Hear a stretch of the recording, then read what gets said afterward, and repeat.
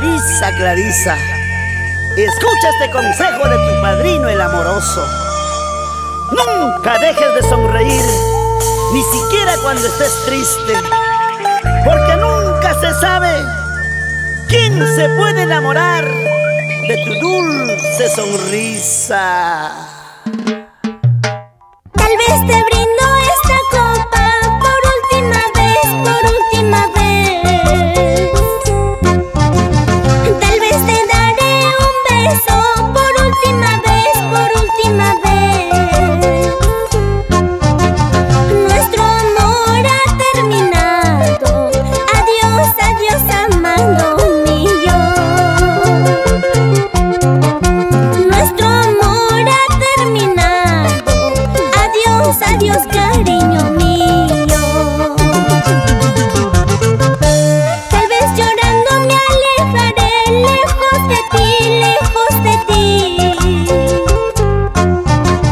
Tal vez llorando me marcharé lejos de ti, lejos de ti.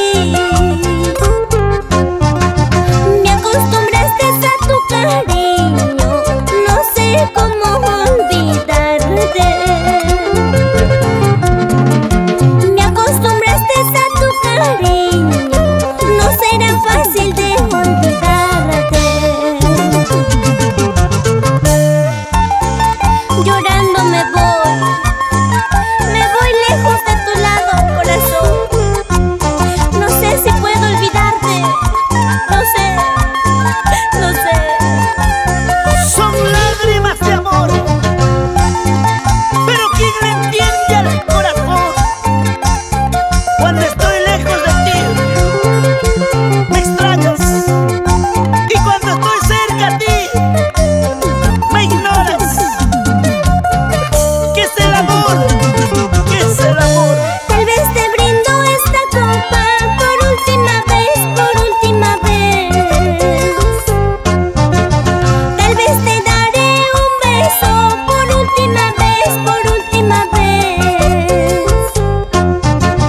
Nuestro amor ha terminado. Adiós, adiós, amado mío. Nuestro amor ha terminado.